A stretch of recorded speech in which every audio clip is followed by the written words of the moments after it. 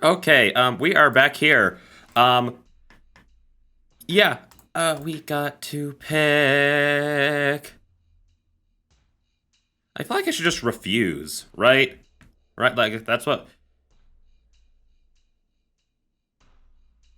I feel like. Obey is just gonna get us a bad end. Like I'll be like, oh, I'll go with you, and then she'll be like, oh, time to turn you into like a mana battery or something, and then the dojo will be like, oh, you shouldn't trust the enemies, and so refuse. I refuse. I won't cooperate with you. I say so to the Magus without looking away. What? Three people gasp. Nobody here expected me to reply like that. Are you mad? Do you understand the position you're in? Yeah, I get your point. I think you're saying the right thing. If battles can be avoided, they should be avoided. And if the Holy Grail can be shared, it should be shared. But I won't help out a witch that's attacking people indiscriminately. You're right, but the method is wrong. And one more thing, I wasn't forced to be a Magus. I succeeded my father out of my own will. You have no right to say anything about it. I see. Then I do not want you. You can die here. Castor's voice filled with intent to kill. You. At the same time, Saber gets ready to attack, and... Don't move, Saber! I stop her with all my might. Please, don't move, Saber. You too, Tosaka. We can't move right now. She'll be killed if any one of us moves. I'll lose the person that was with me until now. A person that is like an older sister to me. I can't allow that. But, Shiro, you idiot! Then why did you refuse? But the two stop. That excellent point.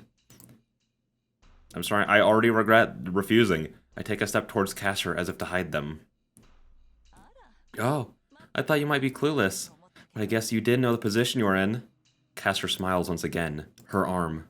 Her left arm that was carrying Fujini points slowly at me. How unfair. Are you going to kill Shiro when he's not resisting? Of course not. I will take his life. I will not take his life. I'm just going to take his rights as a master. It seems you only have one more, but give me the command spell. You won't come to my side, but you want to save this woman? You should have been prepared for this when you said that. Saber gasped. I apologize to Saber in my mind. What? That's not what I meant. I didn't intend to do this. I apologize to Saber in my mind and take another step towards Castor. Alright, but how can I hand you the command spell? I don't know of a way to give it to someone. Shiro. No, even if you do that. Let's see. I can transplant if there is no intrusion, but I don't think I can wish for that here. Transplanting it would be impossible unless we go to a better place, so... Cut that arm off here. The Black Witch says so with a smile. That is it? Shiro, please give up on Taiga. I cannot let Castor do as she wishes. I feel the same way. First of all, she's not one to release a hostage. She'll use you until the very end if you obey her. The two have a point, so I can only apologize to them in my head. Take it. This is good, right? Wait, is he about to actually, like, rip off his left arm? I raise my left arm. Castor should be able to cut off my left arm along with the command spell with one word. No, Shiro. What's wrong with you? There's no need to go that far to save someone else. There is. If I can save Fujini at the cost of just one arm, I don't even need to think about it. I point my left arm at Castor. Alright, come here, Emiya Shiro. I don't know what you're intending, but my finger is faster than any of your surprise attacks. Castor must still not trust me, as she puts some distance between us. I walk to her. Castor's right in front of me, and the other two are far away from me. I walk to a place where I won't be able to get away and hold out my arm.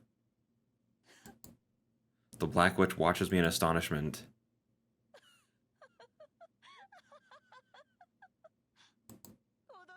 I'm surprised. You really are a good person. Fine, I shall give you back this woman in deference to your good faith. Her robe flutters. Castor keeps a hold of Fujini with her left hand and takes out a strange dagger with her right. This is amazing. I didn't need to go through so much trouble if it was going to be like this. You really are a stupid boy. You are annoying. You are annoying. So a soft-hearted person like you should die. She swings her dagger. It does not go for my arm, but for my heart, and... Caster!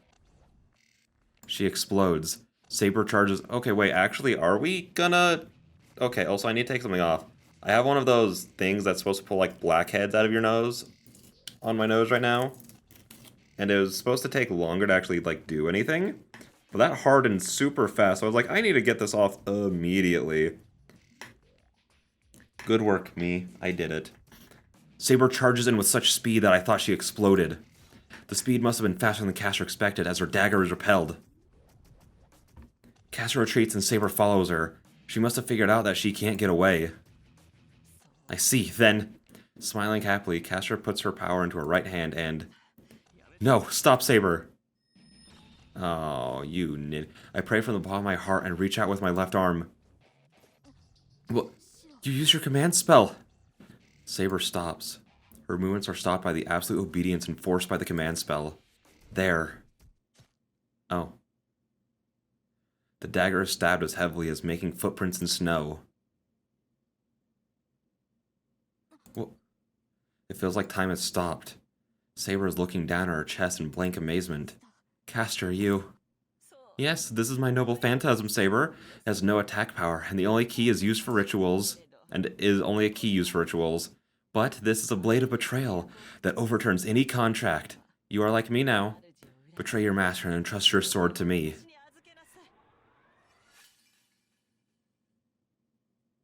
So now she's just gonna kill Shiro, right? Red light erupts. Magical energy flows out like tumbling water. It spreads through Saber's body, destroys every rule controlling her, and... The connection between Saber and me is completely cut. This is a long, bad end. Saber crumples onto the floor. There is a mark like a bruise on her forehead. I see 3 marks appearing on Caster. The command spell to control the servants. What used to be on me, the proof of being Saber's master, is on her arm now. What? Are you surprised? This is my noble phantasm, rule breaker. It is a sword of betrayal and negation which nullifies any magic in this world. Saber is moaning on the floor, as if fighting against a poison that entered her. You, a servant is taking a servant? Yes, I made her into my familiar. Now everything is as planned. Emiya Shiro isn't a master anymore, and Saber is mine. There's nothing to fear now that I have her. It does not matter even if Berserker attacks me. I shall go attack them this time. Caster laughs and picks up Fujini. Here, I'll give her back to you. She's important to you, right? Then you have to do your best so she won't die. Fujini's body floats up. She goes through the air as if being pulled by an invisible arm. Fujini? I catch her at once. Fujini, are you alright, Fujini? There's no reply. Her body is warm. Fujini is unconscious, but she's still breathing and is unwounded. I sigh with relief. Are you happy now? I shall prepare the women since I have promised you.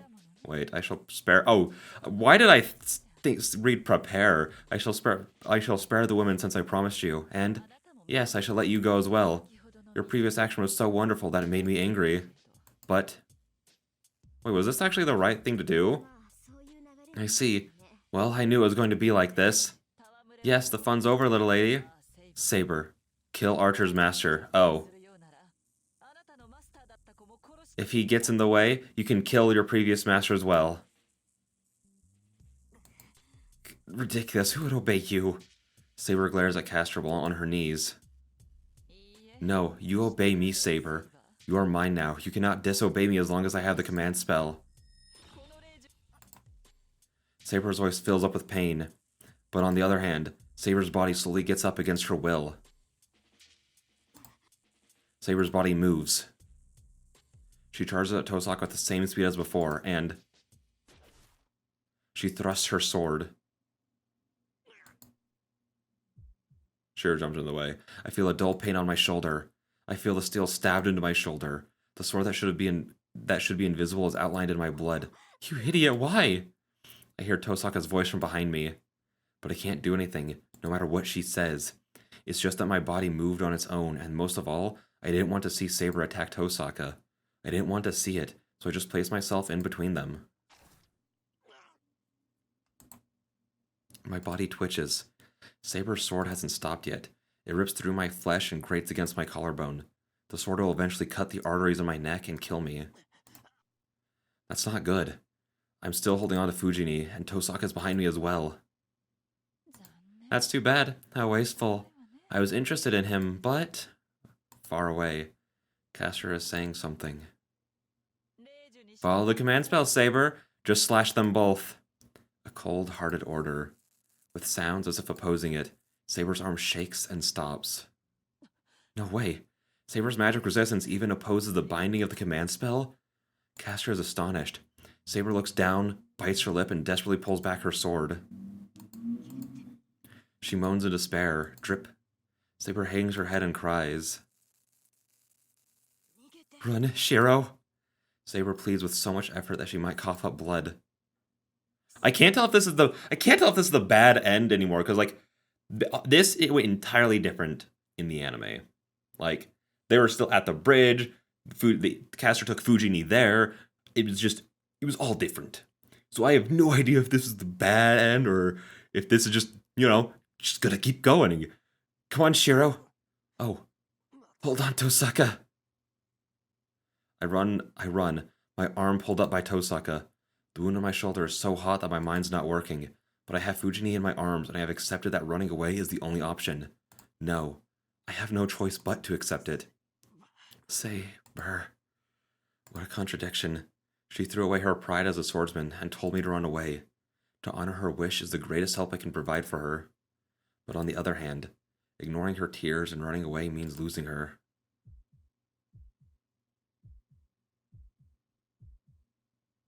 My breath is ragged. I don't know where we ran, but the familiar Western-style mansion is before me. This way, Shiro. Are you conscious? Can you walk? I run, being pulled by someone. My body is strangely light. I must have gotten lighter after losing the things within me, or I just feel nothing. The only weight I feel is the body of Fujini in my arms.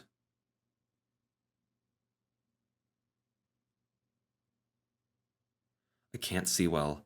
I'm not sure where I'm walking nor what I'm doing. You can lay Fujimaru-sensei there. Hey, are you listening to Shiro? It's safe here, so let go of her. Someone takes away the person in my arms. The important weight disappears. At the same time, my body becomes heavy.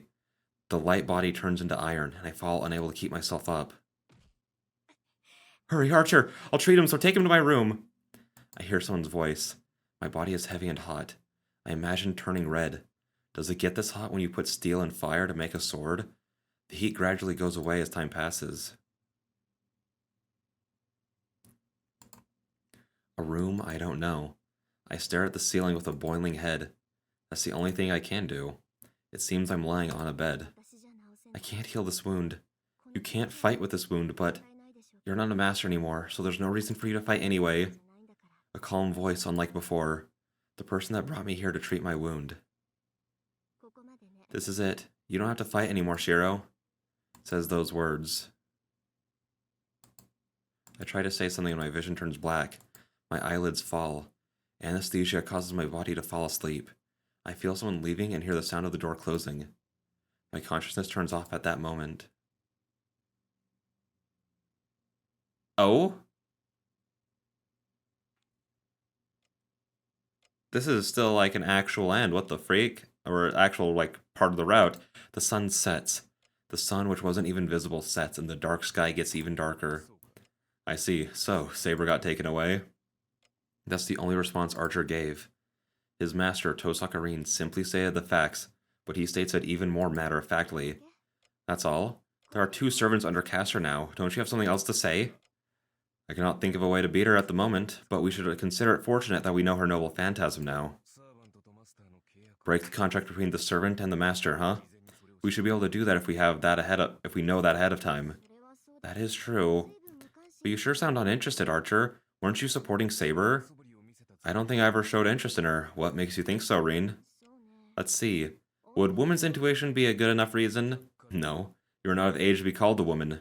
First of all, you don't have enough charm. You lack elegance as well. And most of all, yes, this is fatal. Your charm is hard to understand. I see, you're finally back to par now. She smiles pleasantly. Archer has to be like this. An unemotional person isn't the partner Rin trusts. Her partner has to always be composed and has to speak cynically against anyone. Rin knows that Rin knows that is the kindness of this knight. Speaking cynically is like indirectly telling others to fix that part of them. I see. Then here's the proof. You went easy on Saber the first time you met her. Even though Saber may be strong, I don't think the one good at defending, would be beaten in one blow. That was a surprise attack. I am weak against unexpected things, like you are. Shut up. So here's the next proof. You provoked Saber after the incident with Ryder. That wasn't like you at all. I realized after I looked at it from a different angle. You were scolding Saber back then, right? Oh, am I right? I thought so. I don't know if you knew her from a previous life, but it's rare for you to act so coldly. Really, I think I act that way towards everyone. You're the only one who thinks so. I think you're really clumsy when it comes to anything that concerns you. Everyone's tricked because you're not clumsy towards others. Archer frowns. He must have been self-conscious of it. The knight in red ponders with a troubled expression, and his master looks at him in pleasure. And suddenly, so, do you remember which hero you are now? If you're related to Saber, you must be a hero from around that age, right? She said so as if testing something. No, my past is still hazy. But I do remember Saber as you say. She doesn't seem to know me, so I guess we didn't have a deep connection. So I guess you two weren't friends or lovers. That's too bad. I would have found out Saber's true identity if that were the case. She doesn't sound disappointed. It's just an offhanded remark. Well, I'll remember eventually. By the way, Reen, how's the one you brought here doing? Is that one doing fine? Yeah, he survived. His wounds healed up automatically until yesterday, but this wound isn't healing at all. I think Saber's self-healing powers went away because the contract came to an end. But he survived. Fortunately, he didn't get hit in any vital points, so he should be able to get up and eat in about 3 days. No, not that one. I meant the other person. Huh? Oh, Fujimaru-sensei? I let her sleep in the guest room. I think Castor used a sleeping magic on her, but she's still doing really well. I did treat her, so it shouldn't be a problem even if she sleeps for a week. I see, but she might turn into a sleeping beauty with Castor's magic. That woman's spells are more like curses. The simplest way to dispel her is to kill Castor. Yeah, either way, the Holy Grail won't last much longer. We're going to beat Castor as fast as possible, and knowing Fujimaru-sensei, she might wake up on her own. Archer nods, and after a brief pause in the conversation, beating Castor comes first. Even though there is one less master now, Saber still exists. We don't have time to spare, Reen. I know, we'll go out to town immediately. Even Castor should take some time to completely control Saber. If possible, we have to beat Castor before Saber is fully controlled. Alright, so the contract about that kid ends here, huh? Huh? Miyashiro isn't a master anymore, right? Then he'll be of no help and there will be no need to protect him. The second command spell can be lifted off me now, right? What? Don't tell me you'll take care of him because he cooperated with you. Of course not, I'm not that good a person. Then, but it's not over yet. I won't break the promise until he himself says he's out of this war. I'll try to get him out, but we can't end it until he gives up, she declares stubbornly. What can he reply to that? That's my course of action. Do you have any objections, Archer? It cannot be helped. I'm fully aware that you are like that. His voice sounds cynical. She just laughs it off and makes an order. Let's go, Archer. I don't know why, but Castor isn't back at Ryoto Temple. Then, let's find her and defeat her before she goes back to the temple. There's no need to answer. The knight in red nods and follows his master. Alright, I think with that, I'm going to end it there just because it's really long. So, yeah, with that being said, I'll see you guys in the next one. Bye-bye. Okay, we are back. I don't even know what's happening anymore. There's a part of me that's like, oh my gosh, is there like a true ending that I'm about to like miss by doing it like this? Like, I don't know. I hate it. I hate that I don't know. Cause yeah, unless this is just the longest bad end ever, then I don't know what's happening anymore. Gloomy clouds are still overhead. A moonless night. She departs with Archer to take aim at their target. Oh, apparently I should have just read literally like 2 more lines. And then we would have been out of the interlude in the last episode. That's fun. That is fine. It feels like I just got punched. I wake up from the pain in my shoulder. My body's still there. I feel my limbs and hear my own breathing. There's a bandage wrapped around my shoulder, and the bed I'm in is soft. Huh? This place is... I don't know. And someone said... This is it. You don't have to fight anymore. I get up. I remember everything and jump up from the... But pain causes my back to arch. I feel my left shoulder. It's burning hot. It feels much worse than a pulled muscle. No, I'm lucky that my left arm is still attached after a sword went through it, but it still hurts bad. I slowly get out of bed. I can bear this pain if I grit my teeth. Then...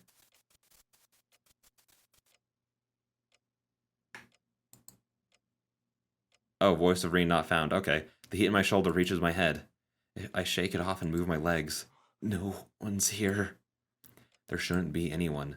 I remember Tosaka's words. She said those words and left. So she went to fight by herself. I head to the door. I have to go outside. I have to go find Tosaka. I fall. I almost collapse and support myself using the dresser. It's useless. I fall along with the dresser. Sorry, I made a mess, Tosaka. I pick up the scattered stuff. Huh? I find something familiar. It's a simple pendant made of crystal. I think I saw this before. I saw it somewhere. Yeah, it was like this back then as well. The night I got pierced by Lancer. The fatal wound was healed before I knew it. There was something I picked up when I left the hallway with a tired body. It's hot. The poison in my shoulder gets to my brain and makes me dizzy. Yeah, this is the same one. I know, but my mind does not think. That was some horrible diction on my part, I apologize. Like the thing I dismissed as a dream. Like whose servant was fighting Lancer at that time. Like who could have saved me, and who could have been there at that time. There's no need to think about it, but my head is spinning. Damn, what is that? She talked about owing me and all, but this is something I can never pay back. I feel dizzy. My head's messed up from the pain, heat, and self-deprecation. I move my legs. I have to look for her. I have something I want to tell her, and there's something she needs to know. That's all I can think about with this dizzy head.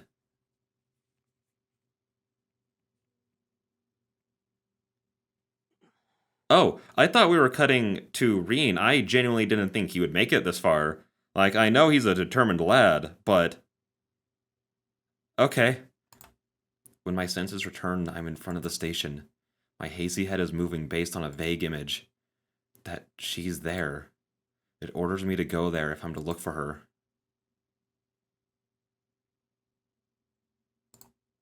I don't know why I'm directed here. My boiling head is only thinking about this building. Oh, is he back at, like, the building where, like, she looked up and, like, first saw her, like, at the very beginning when she was standing up there with, Archer at the beginning? I don't know why my head had such a hard time thinking about Archer. Then I can only follow my instincts. I didn't have any way to look for Tosaka from the start, so I can only cling to this thing.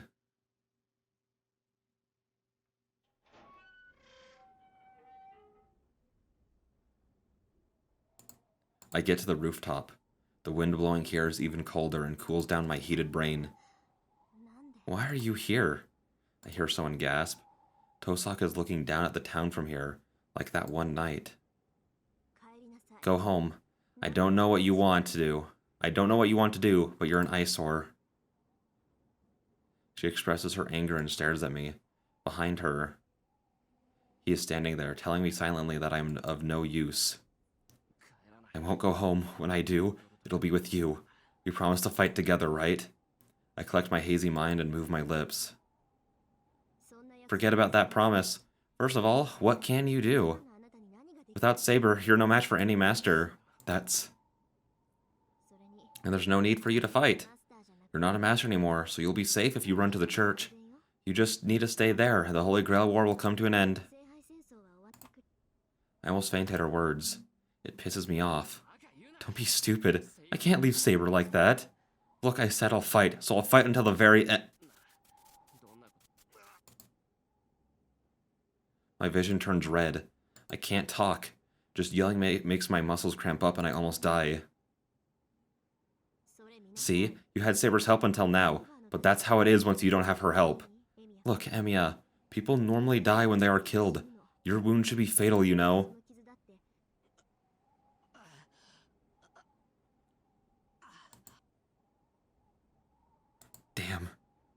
I know that. I know, but it's so painful that I can't speak. I didn't mean to bump it. You talk about Saber and all, but it's not a problem of yours. You're not a master anymore, so it shouldn't concern you what happens to Saber. It does concern me. All the more if Saber has helped me with pain like this up until now. No, even if I'm not a master, Saber didn't want it. I can't have her be controlled. I see, but you're powerless. Fine, if you don't want to admit it yourself, I'll tell you. You can't save Saber as you are now. My heat disappears. Her cold word freezes my boiling brain. That's all. You lost Saber, and you're not a master anymore. There's no reason for you to be involved in this massacre, so you can forfeit here, Shiro. Tosaka turns and walks off. Stop. Tosaka, but still. Archer, catch me! Amidst the blowing winds, Tosaka kicks off the ground without any hesitation. You idiot, what are you thinking? I reach out frantically. That's a cool image. There's no need for that. The knight in red appears next to Tosaka as if protecting her. Even if she jumps off from this height, she should be able to land without a problem if she has her servant. Tosaka's lips move slightly. I can't hear what she said, but her eyes. You'll die if you keep involving yourself. Coldly tell me so as if it's the last warning.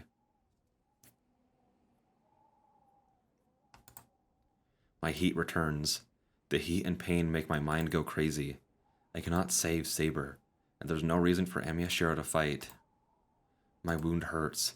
I look down at the night scenery that swallowed Tosaka and repeat those words in my head.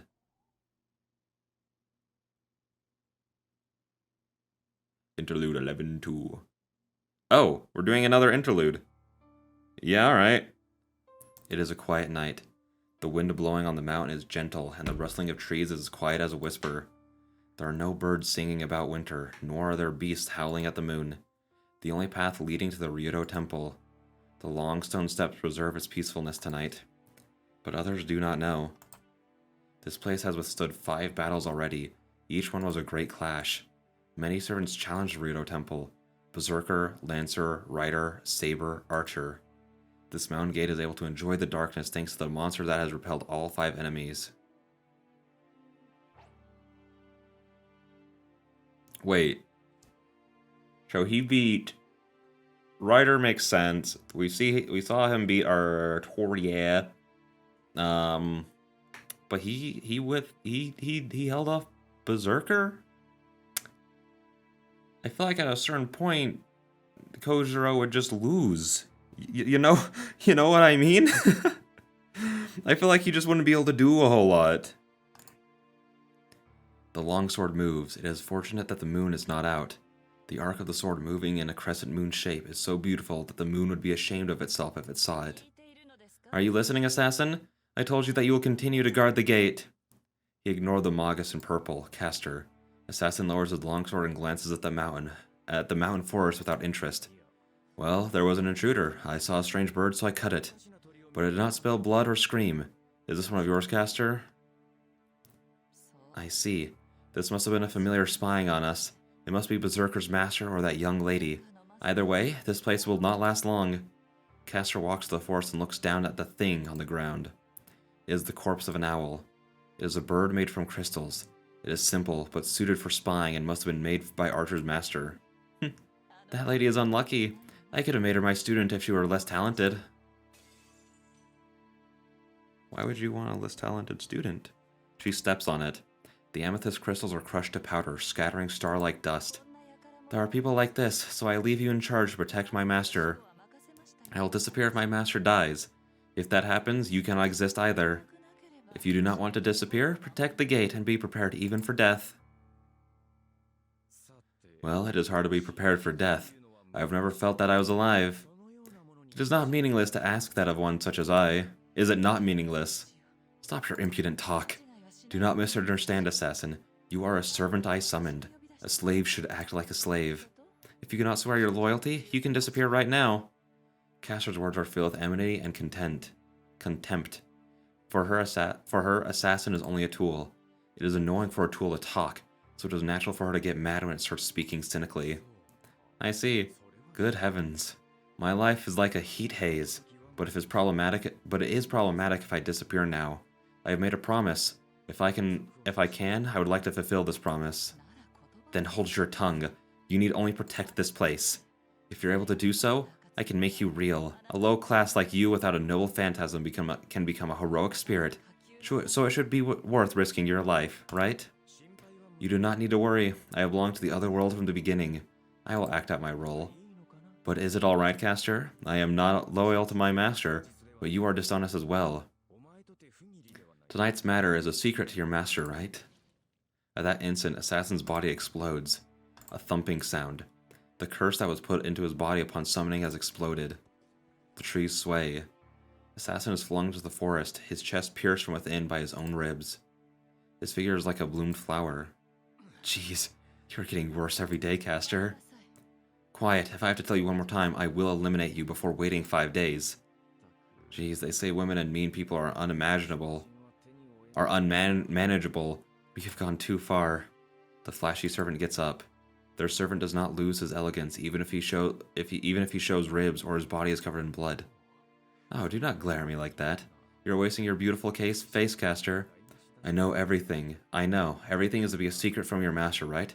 I will hide the fact that you caught Saber and that I am guarding this place. It is a moving story. I wish that your caring spirit would reach him. Assassin, you!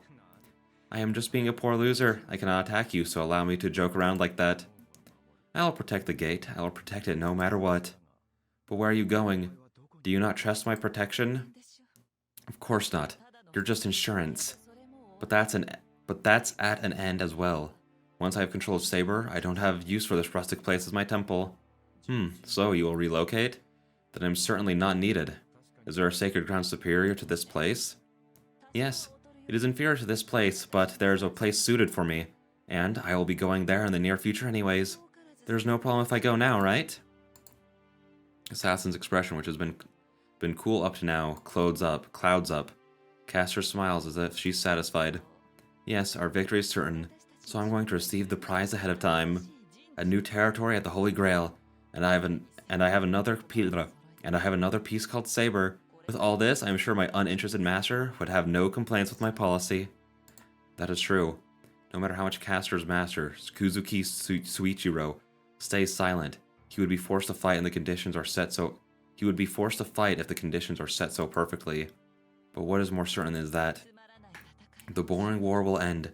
There will be nothing to fear once I obtain the Holy Grail. Yes, nobody would be able to stop me. Loud laughter pollutes the night.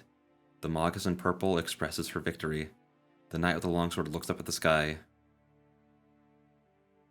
The time is near. No matter what the end may be, only 5 days remain.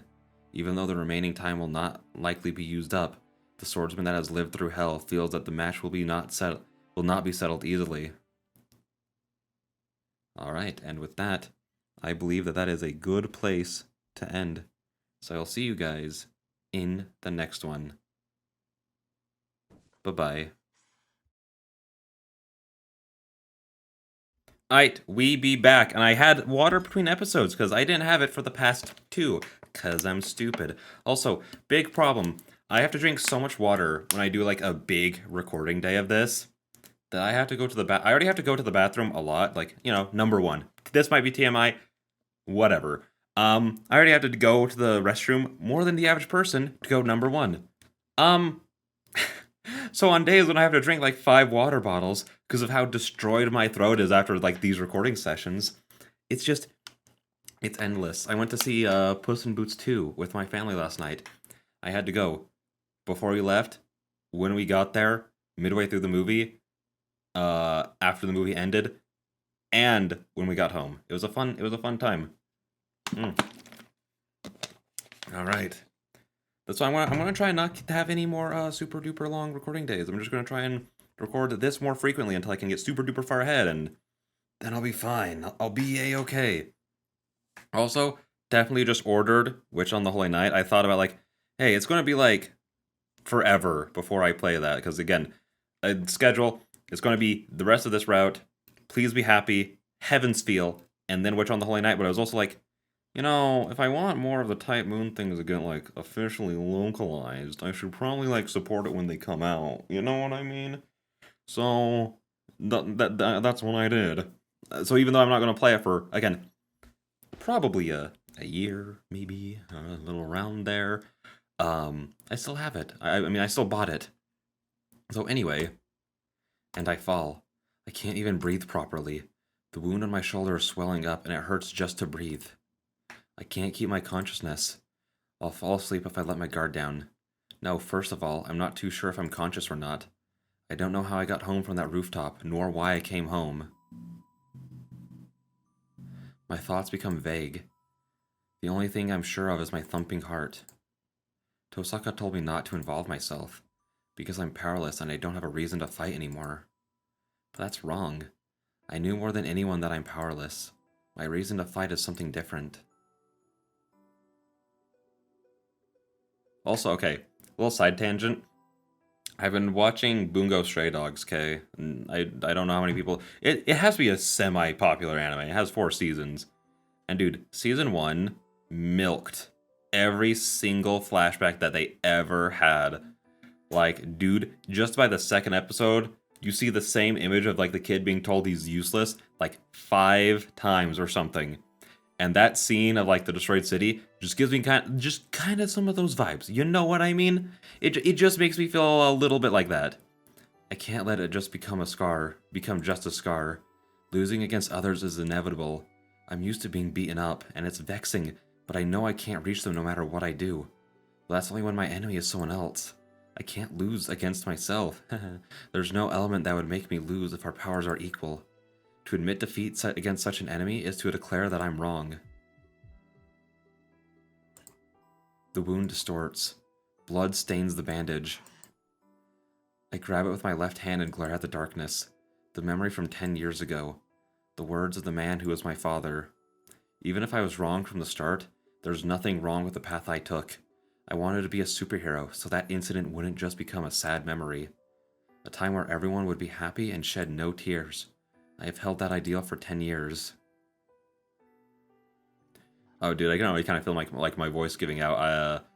This is definitely the last episode I'm recording today. Then, it doesn't matter how badly my head refuses to function. What needs to be done is determined from the start. I didn't fight because I became a master. I decided to fight because it's something I can do. Because it's something I can do.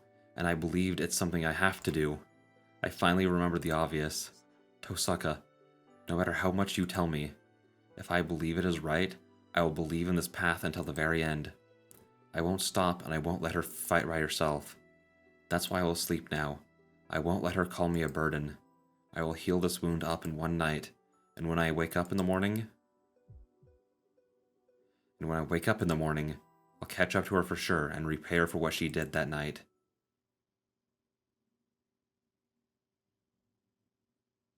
$2.11 Unlimited Blade Watch 12 Moonlight. Is it really gonna be 5 more days? I feel like this is just thinking about like the big events. Okay, another interlude based.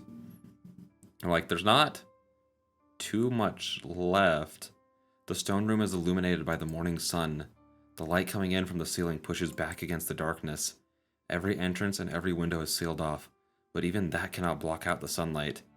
Even the place that should be covered in darkness benefits from the break of dawn.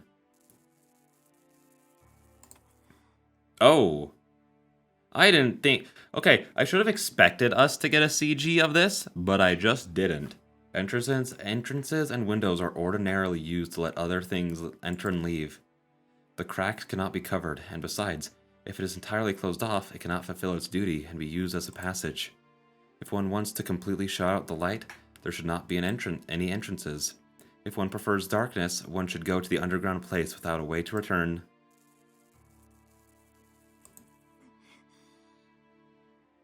In that regard, this underground temple is not perfect. Light exposes all secrets without reservation. The hidden temple was easily discovered, and its master was easily eliminated as well. There are traces of blood on the floor. The original owner of this temple was killed by an intruder. The supervisor of the Holy Grail War, Kodamine Kirei, was removed from the stage by Caster's hand.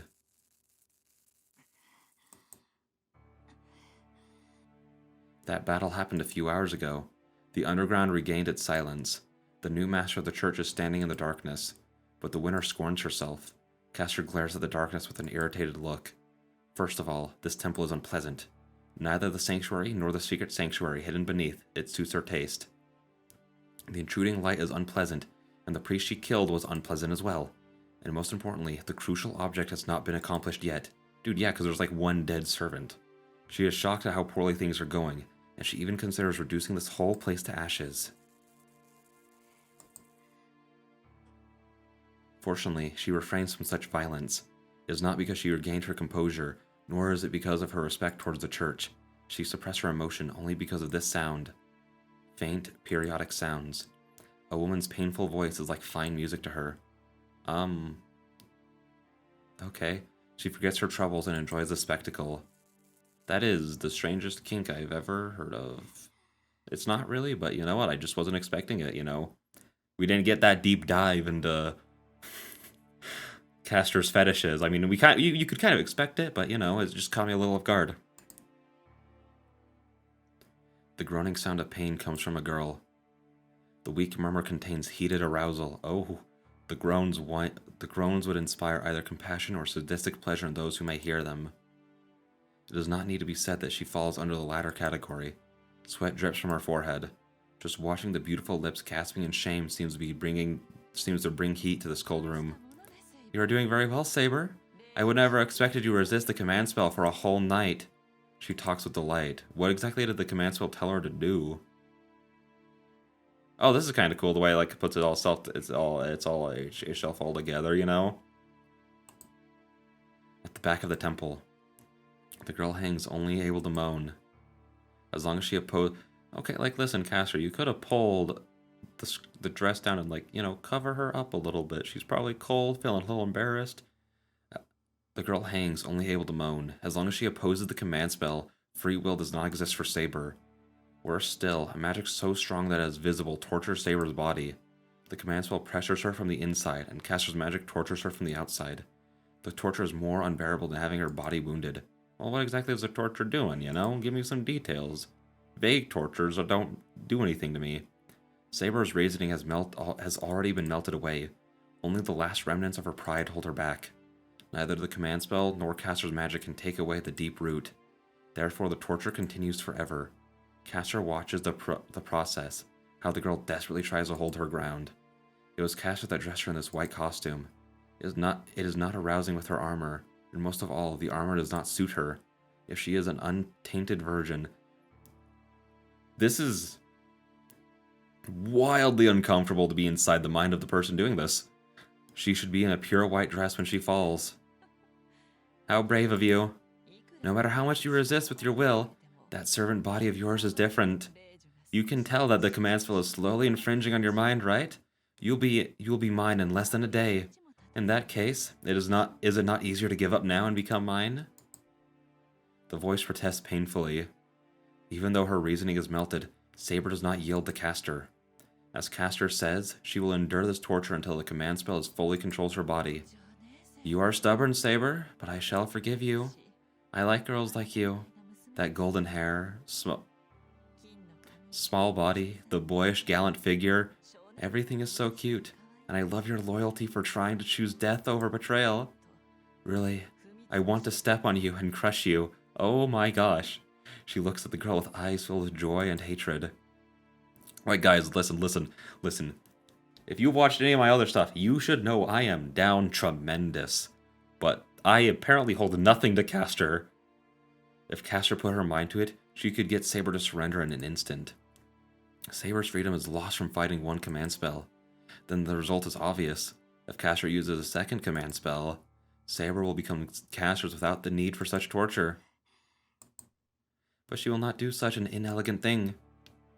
Castor should take time training her, since she is a lovely toy. For Castor, Saber is a tool with first-class appearance and ability. It is natural for her to savor this rare jewel. Yes, it is boring to control your body using the command spells. I will have you become my servant of your own will. Yes, I will destroy your mind before your body. Castor glares with bewitching eyes at the girl in the white dress. She almost forgets about the Holy Grail. She thinks about Saber's white skin and imagines transforming herself into a slave that only seeks pleasure. Oh my gosh, Castor, chill. She will make the girl into a tainted slave to her lusts. She will not do something crude like taking her virginity. She is a virgin. Then she should make her into a virgin that drowns in pleasure. A girl whose body will never be satisfied, greedily seeking pleasure. When she imagines it and smiles... What are you doing there, Castor? An unemotional voice suddenly calls from her from behind. She turns around immediately. Above the temple, someone slowly comes down the stairs that leads outside. A tall, lean figure appears from the darkness. There is no sound of footsteps, nor is there any presence to be felt. The man comes down into the temple and shows no emotion, even after seeing the blood on the ground and the girl. Soichiro! Castor changes her attitude right away. Her expression changes from one filled with joy and irritation to that of a tense servant. Why are you here? I believed I asked you to stay at the Rito Temple. I questioned you first, Castor. I would like to know what you are doing here. The man, Kuzuki Soichiro, does not change the tone of his voice. The flat voice is more terrifying than any threat. A voice without emotion is like a mirror. A guilty conscience. The voice is more fearful to those with greater guilt. One is questioned not by Kuzuki, but by one's own mind. Castor holds her hands up to her chest and reports to Kuzuki. He is not one that can be fooled. No, she cannot bear to tell a lie to this person. I have taken away a servant last night from one of the masters, Emyashiro. I let Emyashiro go, but he is no longer a master. If he is smart, he should not oppose us anymore. I see, but I have not given such an order. I acted arbitrarily, master. After that, I attacked the church to obtain the vessel of the Holy Grail. I have killed the priest, the caretaker of the Holy Grail, but the Grail's whereabouts are unknown. That was your decision as well, huh? You must not have returned because you could not find the Holy Grail. But it is a place you obtained after much trouble. It would be meaningless to abandon it without finding what you are after. Kuzuki's words are not criticizing her, but Castor can only be ashamed of herself. She killed the priest who knew where the Holy Grail was, but she does not have the Holy Grail. Furthermore, she has revealed her own actions. You know what? Stupid move. There's no other word for it. Which should have been hidden from him. She has revealed her own action, which should have been hidden from him. What else can she call it but a total failure? I understand the situation. Can you explain why you did this, Castor? I'm sorry, but this was all for you, Master. My goal is to lead you to victory. I have no other reason. A long silence. After hearing Castor's declaration, Kuzuki Soichiro murmurs, I see. Then I cannot move away from here. Your troubles will be for nothing if other masters find the Holy Grail while we are absent. Then, Master, you can search this place until you are satisfied. I shall remain here until you are done. You alone are not fit for fighting. You will need a guard until Saber is under your control. No, there's no need for that. I do not need your help, and I do not know how long the search will take. And this place is dangerous. You will be safer if you return to the Rito Temple. That is true, but if I do that, I cannot fulfill my objective. Those words are unexpected even for Castor. What kind of an objective does this man have, who has no interest even in the Holy Grail which can grant any wish? Soichiro, then... Hurry, I do not care if it is not here. Just make sure you come up with a clear result. With that, Kuzuki goes back up the stairs. Castor watches him go in blank amazement. The dark room is still silent. The footsteps going up the stairs cannot be heard. Oh, that ended at like the exact perfect time, and by that I mean 17 seconds after 55 on my recording, which is where I wanted to end. So, based. Anyways, with that being said, I will see you guys in the next one. Again, I have no idea how much longer this is going to take. I feel like we're getting decently close to the ending. So, like, we might only have a couple normal length episodes, and then it's over. That's kind of crazy. So, yeah. With that being said, I will see you guys in the next one. Bye-bye. Alright, we are back. And I just have to complain about OBS just because it's just the worst. I hate OBS so much. So I had to spend about 15 minutes trying to figure out how to flip my recording because for some reason it was recording upside down. I didn't even know that there was an option to flip it. Literally, the last thing I did, if you want to know how my recordings tend to go, I was recording some Fire Emblem Engage not too long ago. I open OBS. I hit start recording. And then I record. I don't touch the options unless something goes wrong and I need to play with something. So for some reason, and it's apparently such a common problem that, like, as soon as I looked it up, someone just went, yeah, this is a really common problem, just go here. And by the way, this was on an old update. So the instructions were wrong, but it's still the most recommended thing when you look up, why is my OBS upside down? So I just kind of had to wing it for a little while because I couldn't find anything immediately useful. And I'm impatient when it comes to online tutorials because most of them are trying to waste your time. So with that being said, let's just jump into it. I open my eyes. My eyes are not the only things that wake up, as my sleeping mind wakes up as well. The wound is not a problem. I check the wound on my left shoulder. It still hurts, but there's no intense pain like last night. The heat in my body has gone away somewhat. It shouldn't be a problem for me to move around. I eat breakfast and satisfy my hunger. Food comes. Can you tell it's been a little while since I've recorded? Yeah, I haven't recorded since like the beginning of February, and it is March now. Food comes before any... Gosh darn it. Food comes before anything else. My body won't move unless it gets the nutrition it needs. Alright. I reapply the bandage. The wound has turned dark blue. It hasn't healed up, and I can't see the... and I can see fresh red meat. I was confused, like, why would he be saying I can't see fresh red meat? That's not... That's like how it's supposed to be. Of course, Saber's not here. I disinfect it, put gauze over it, and wrap bandages around it. It's a primitive first aid treatment to wrap and constrict the wound, but I have to do this so it won't get any worse. All done. I'll need a weapon now.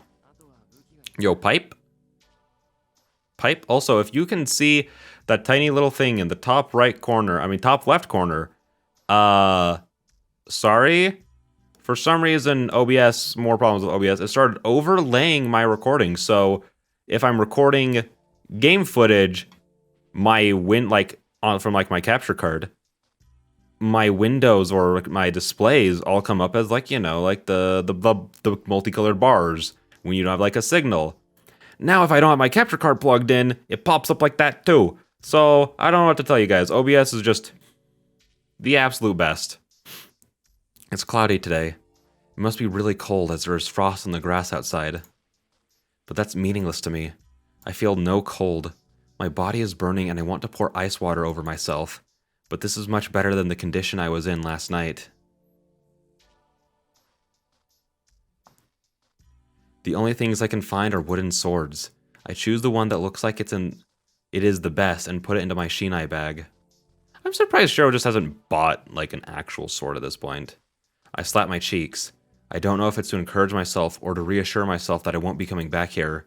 Honestly, I don't know why I did that. I carry the Shinai bag over my right shoulder and head outside.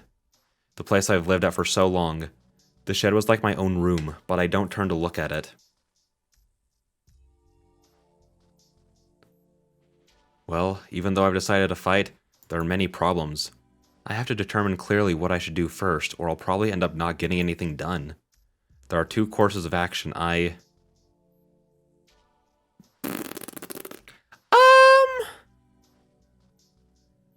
My stomach tells me that both of these are probably not good options. Okay, here we go.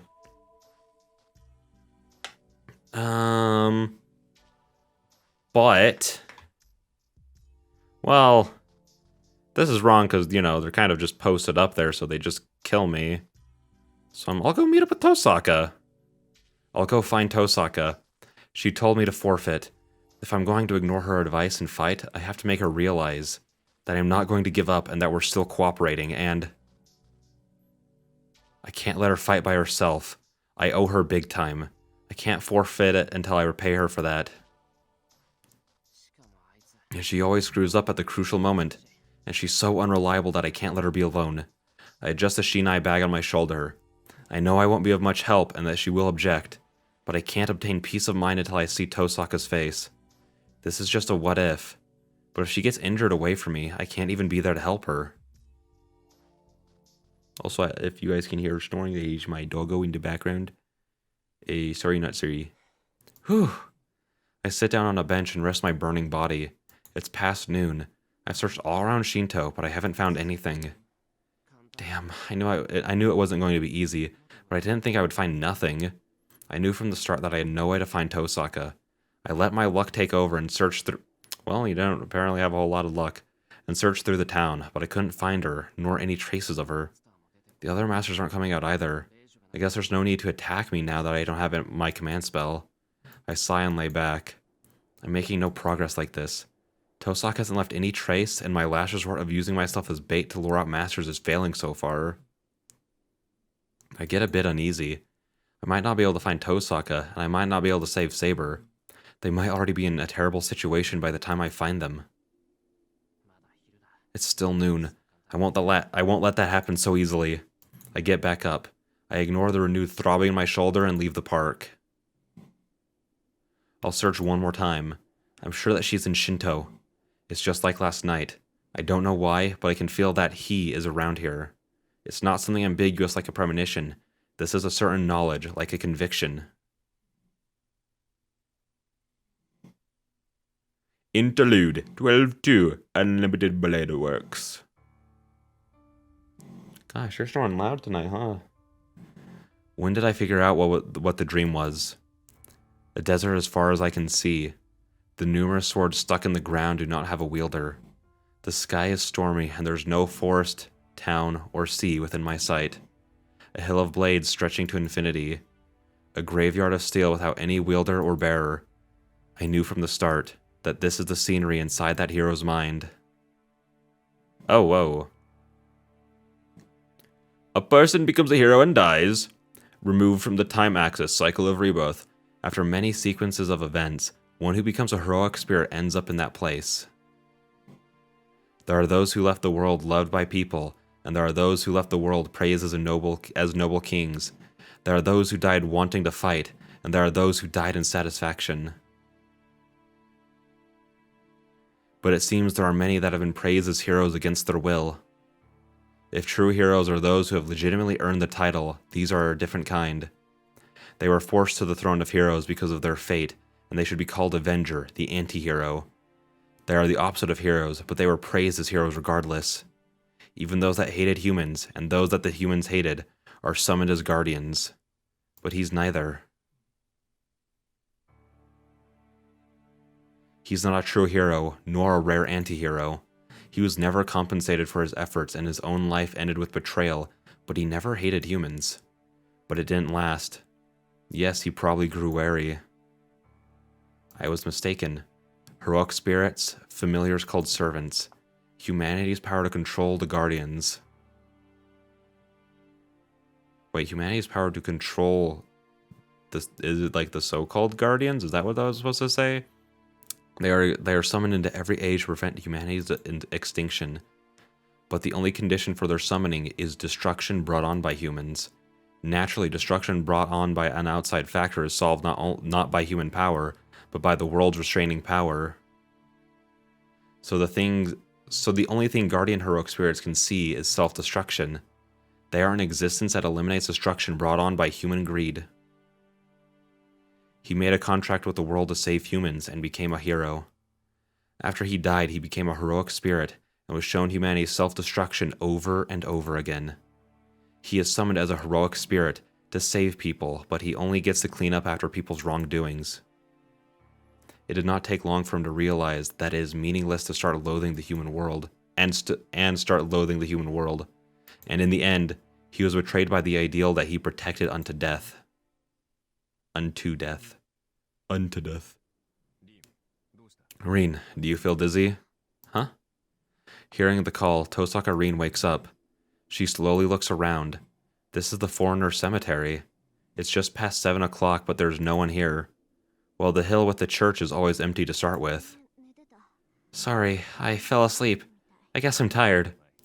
That is understandable. You have not slept since last night. Should we postpone this if you're not feeling well? We do not have to get them right at this moment. No, we can't take our time. Since we know where Castor is, we should settle this right now. After saying so, Rin realizes that her body is warm. Her familiar, Archer, must have kept her warm using his cloak. You knew I was asleep, huh? You didn't wake me up? Well, it's rare to see someone sleeping while they are standing. I was fascinated, so I had to observe it. That's even worse. Who are you to be staring at a girl's sleeping face? Do not worry, I have done nothing so rude. But I did hear something else. I can close my eyes, but I cannot close my ears. I see. What was I saying, Archer? I heard a few scary phrases like how you're so angry. Oh, that's good. Rin sighs with relief. The dream she saw should not be discussed. She can't have Archer know about it. She likes the relationship. To maintain it, she has to hide the fact that she knows about Archer's past. Let's go, Archer. I know a bit about the church. I can guess where she might be hiding. She brushes away Archer's cloak. Archer silently protects from behind her. Then, hey, Archer, have you ever regretted your own actions? She asks without turning around. I don't want to if I can help it. I want to grit my teeth and be stubborn, even when I'm completely beaten. But I'm sure that's harder than I imagine, I suppose. That would depend on the person. There are those who can and those who cannot do so. You are the former. Such people will not make mistakes, let alone consider them. Hey, that sounds like I'm an arrogant tyrant. That is a good observation, Rin. A brilliant person shines brighter than others. Such people never have to grit their teeth. So, this is a personal opinion, but you would fall under that category. Tosaka Rin will follow her path until the very end. The knight in the red cloak praises her. Rin blushes at his answer, but keeps asking without turning around. Then what about you? Do you think you would be able to believe in yourself until the very end? I'm sorry, but that question is meaningless. Why? It's something you're able to answer, right? She sounds a bit nervous. To that, the until the very end part is meaningless. Did you forget, Master? I met my end a long time ago. The knight in red gives this reply. Interlude out. Man, I sigh and lean against a sign. I searched until the sun set, and the only thing I figured out was how useless I am. The wound on my left shoulder is throbbing with pain. I don't know if it's opened up or if the bandage is getting loose. Either way, I can't spend too much time on the search. It'll end up like last night if I can't find a clue. Man, where could she be? I recall when I parted ways with her last night. It's already been a day since she told me to run to the church since I can't fight without Saber. Oh, the church! There is a clue. I thought about it when I started the search this morning. The supervisor of the Holy Grail War. The priest at the church might know where Tosaka is. It's irritating to go ask that priest for help, but this is no time to be hung up on that sort of thing. No, I shouldn't go see that priest regardless of my feelings. He's a priest, but Kotomine Kirei is not a man that should be approached. I don't want to ask him for his advice, but he's the only one I can count on right now. I'll consult him just this once. That shouldn't be a problem. I convince myself and move my aching body. It's almost 7 o'clock. 20 minutes walk from the station. The church is in the suburbs away from the noisy town. It's been 9 days since I last went up this hill, but I'm going there pretty often now, considering that I've never went but there before. To be honest, I don't like the church. Maybe that building itself is a forbidden place I shouldn't approach. The fire 10 years ago. The church took care of all the orphans at that time.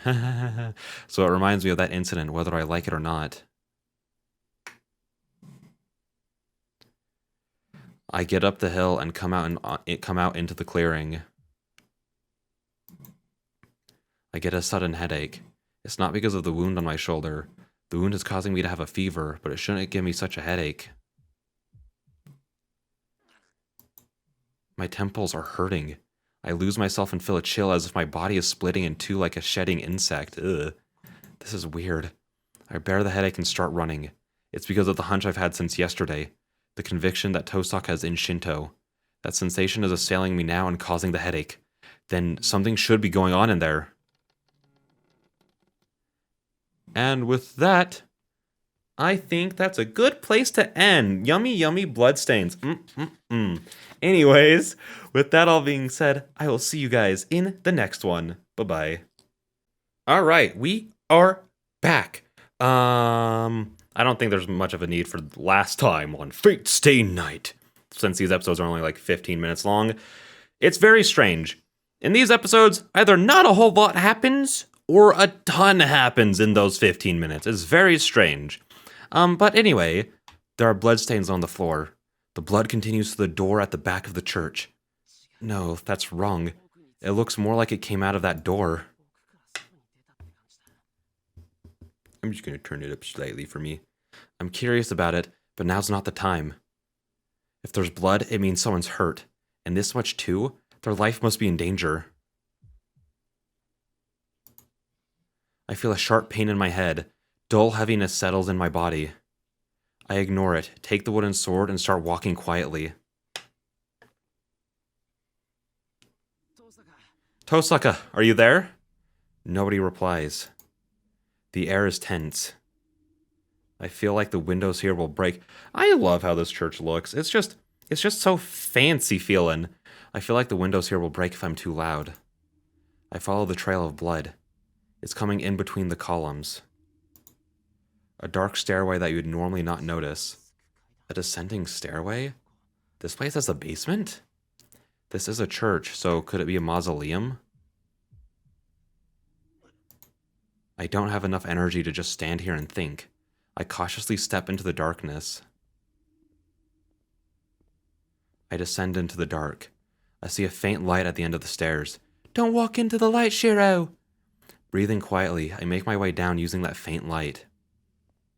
Oh?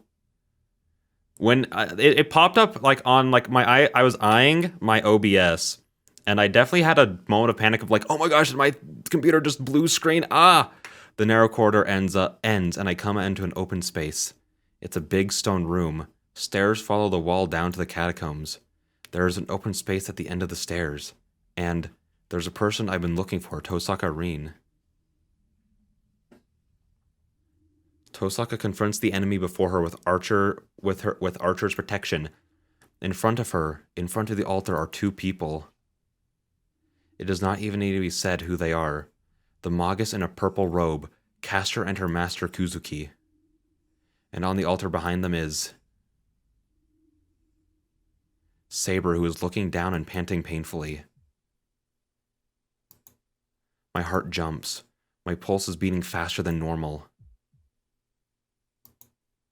The situation is obvious. Two pairs of masters and a servant are confronting each other in the temple about 5 meters below me. They haven't noticed me standing above them as they're too absorbed. Tosaka and Castor are looking for an opening to strike. It would be suicidal for them to look up in a situation like this. My heart beats even faster. My head pounds and my shoulder aches as if seared by a hot iron. I can't keep my presence hidden forever in this state.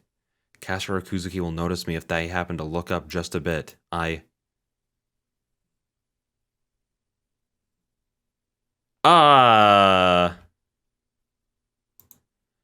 feel like if how did this go in the anime? Because I feel like if I go out, I might just distract Rin even more.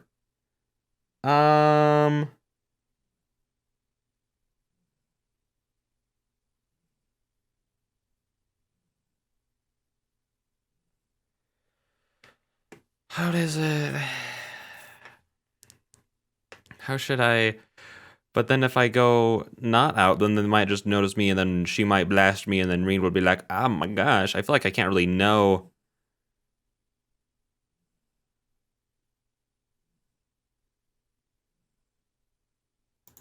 Sure, I'll do that. I'll go out.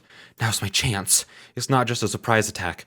Tosaka and Archer, Castor and Kuzuki. If their powers are equal, even I can make a difference. I can let Archer take care of Castor, so I can stop Kuzuki for a while. Tosaka can shoot him from a distance. Shiro?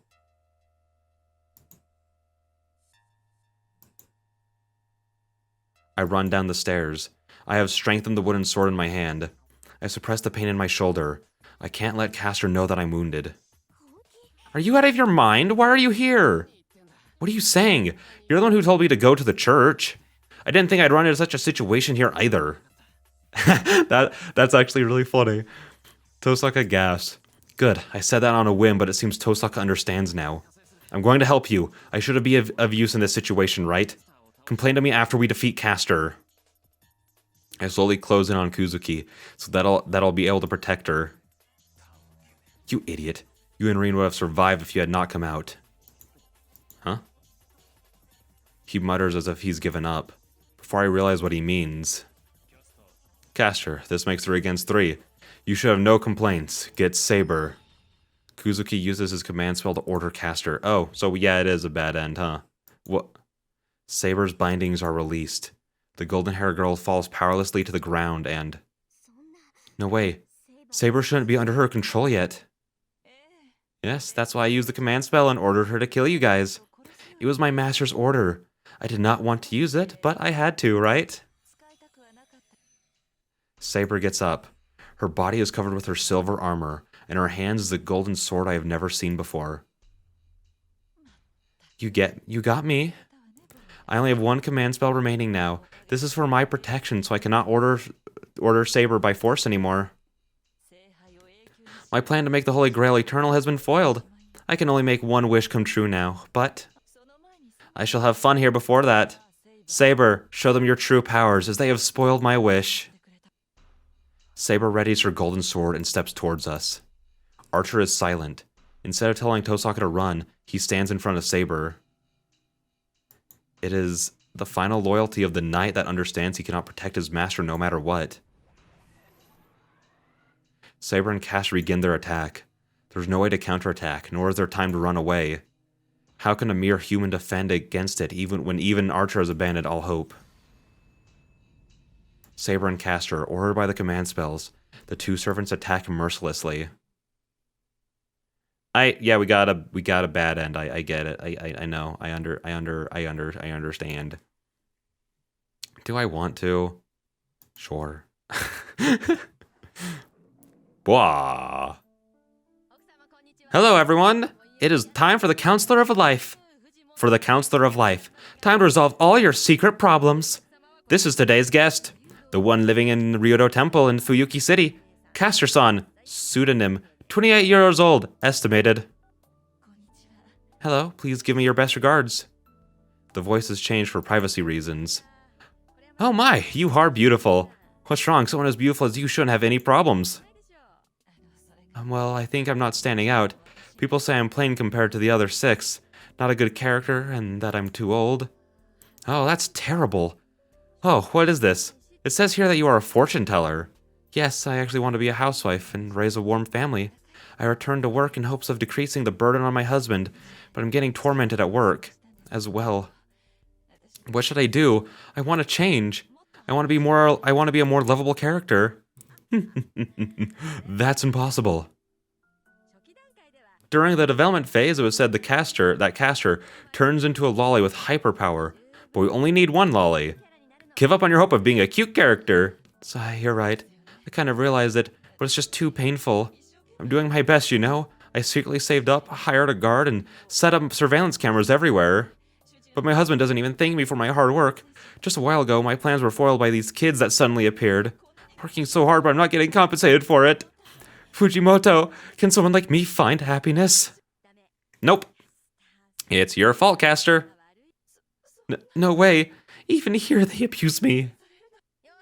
Alright, I'm bored with this now. The case is settled. That is all for the life counseling by Fujimoto. Sick. That was insightful. Not yet. I can't act so recklessly. I breathe quietly. I push my body against the wall and watch while keeping myself hidden. It's still too early. It'll be too reckless to charge in when I don't understand the situation yet. And more than anything, I don't have much power. The strengthened wooden sword is my only weapon. It's foolish to confront Caster without a plan. No, that's wrong. I do have another weapon. No way, what am I thinking? I can't use projection. Half my body became numb after I used it once. Archer told me that I'll end up worse if I do it again. Using magic beyond your capabilities can destroy you. If I use projection magic in this state, it'll be natural for me to die on the spot. The chance will come, for now. I'll bide my time and wait for my chance. I see. So you killed Kirei? Her voice only holds murderous intent. Tosaka is glaring at the enemy with a coldness I've never seen before. Yes, he didn't seem like someone that would obediently hand me the Holy Grail. I didn't want him to interrupt later on. In contrast, Castor is calm and composed. The Magus in purple cheerfully admits the murder of the priest. A gritting sound echoes through the temple. He was more like a devil than a saint to me, but that priest was a fellow apprentice to Tosaka. And he was killed? Even though he was involved and might have been prepared for it, it's not something she can take in readily. I see. That's fine. Kiri should have been prepared for such a thing. But Castor, did you check his corpse? Am I mistaken, or has she suppressed all of her anger? Tosaka seems like she's not angry at all. Castor evades Tosaka's question. What are you saying? Such a thing should not concern you. No, it doesn't. But it's not something totally unrelated to me. I just wanted to make sure, since I'll be relieved if he's really dead. What does that mean, little lady? It means what it means, Castor. He's not one to die so easily. I just thought he might be alive since you didn't check the corpse. Damn, you're useless. If you attacked Kiri, make sure you killed him. Oh well, I have something to do now, so let's finish this quickly. Castor, we can fight freely as there's no hostages this time. A signal to start. Tosaka or Castor. If either one of them takes a step forward, this temple will be filled with magic. You talk big. Do you think you can beat me in this situation? It depends on how I do it. Fortunately, it seems Saber has yet to come under your control, so the conditions are the same. And I also know about Kuzuki-sensei. Saber was surprised, but he's no threat to Archer if he knows his attacks beforehand. Tosaka points to Archer while staring at Castor. You heard it, Archer. I'll fight Castor. She might break your contract if we get too close to her. So I'll be fighting that man? I do not mind, but do you know that a Magus cannot beat Castor, Reen? Don't worry, I wouldn't say anything if I didn't have a chance of victory. I'll surely defeat Castor here. If I do that, Saber will be freed and Shiro can make a contract with her again, right? Tosaka tenses for action. I feel pressure as if she's a tiger about to attack its prey. And as if to stop her, that is only in theory. It is difficult to defeat her here. She's a master when it comes to running away. She is a woman that will kill her own brother to escape. Archer steps in between Tosaka and Castor. Archer, what are you doing? He does not answer Tosaka. The knight in red silently confronts Castor. I have a thing up that I was resting my arm on and it just fell off the desk. It's fine. I think I saw something like this before. I killed my own brother? You talk like you know about me. Do you know my true identity? I hear human-shaped creatures made of dragon's teeth are magic used by the king of Colchis. I hear that his daughter Medea was famed as an excellent witch. The air freezes. Castor's composure disappears, and enmity like fire is directed at Archer. I see. And you should know which one of us is at an advantage right now, right? Archer does not answer. His expression is like stone, as if accepting everything that is happening. Resistance is futile, Archer. You won't be able to take Saber back, no matter who you may be. She still has a will to resist me, but that should not last for another day. And I can make her into my own puppet now if I use my command spell. I barely stop myself from moving. Not yet. Even if that's true, now's not the time. If I want to save Saber, I can't jump out now. Saber should be able to stand it even if you use a command spell. I don't know if it'll be a minute. I don't know if it'll be a minute or two, but we should be able to beat you in that time. Yes, you are right. You look like you have some plan. But Archer, do you really think so? Do you think you can defeat me Do you think you can defeat me here like that girl thinks? Castor and Tosaka are glaring at each other, standing in between them. That is impossible, even if we attacked you. All we would manage to do is take half your power at most. What awaits us after that is a disadvantaged situation, where we would be fighting both you and Saber. Archer does not meet his master's expectations.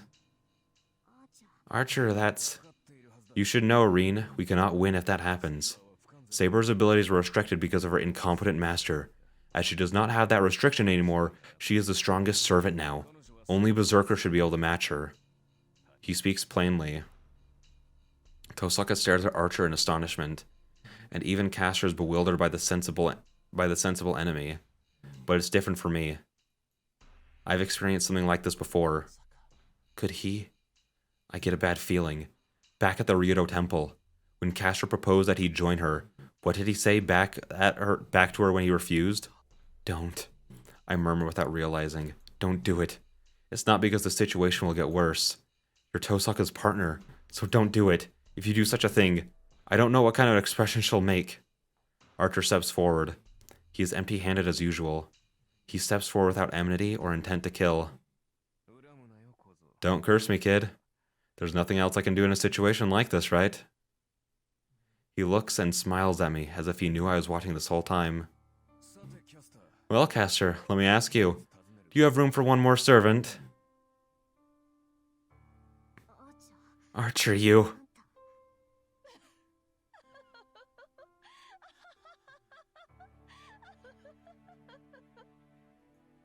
Castor laughs out loud while Archer stands tall before her. And Tosaka takes this with an expression I have never seen her wear. She does not look away. She should break down at a time like this, but she keeps a straight face and endures it, gritting her teeth.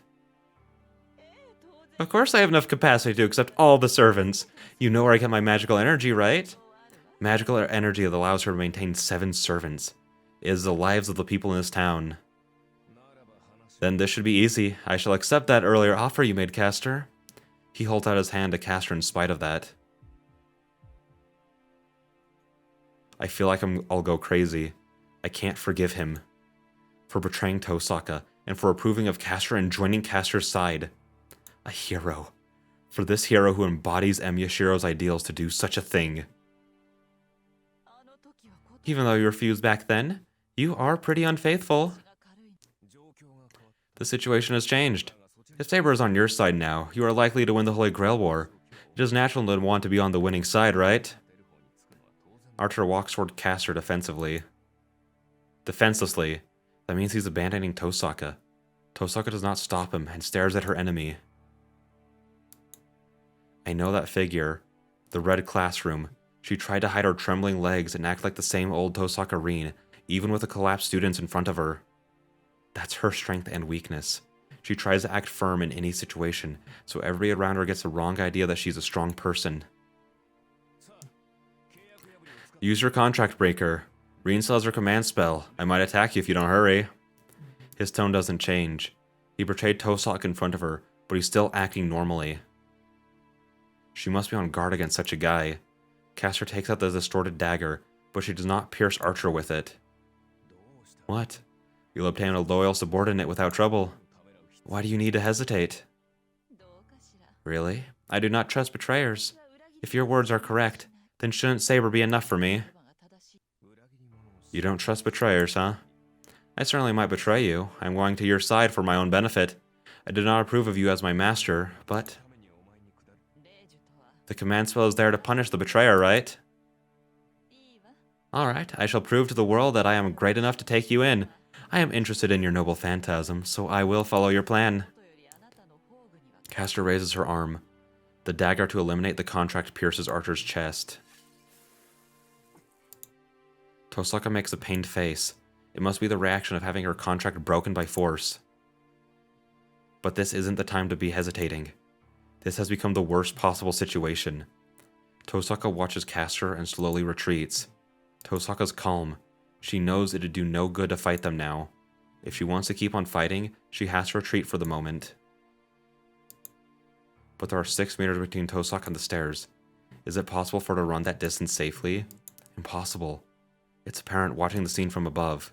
Kusuke who has been silent up to now, is on guard against Tosaka. If she turns and runs full speed, will she be able to reach the stairs and get to the exit before Kuzuki catches her? Tosaka sighs while looking at them. Her face. That's impossible. Seems to say so. She'll die. She'll be killed. If I try to help her, I will also die. The area below me is a land of death. There's a master called Kuzuki along with 2 enemy servants. There's no way I'd get out of there alive. My throat is dry. My fingers are tense from nervousness. 0 or 1, even before I can think. Tosaka moves. She starts for the stairs without any warning. Behind her, a tall, lean figure catches up to her so quickly that Tosaka appears to be standing still. Kuzuki's fist should hit her in the back of the head. He was able to hurt Saber through her armor. It should be easy for him to break a human skull. I can't save her. I can't save her by myself. I can't save her with this wooden sword. I'll die if I go out. I'll die if I go out. I'll die if I go out. I'll die if I'll go out. You get it.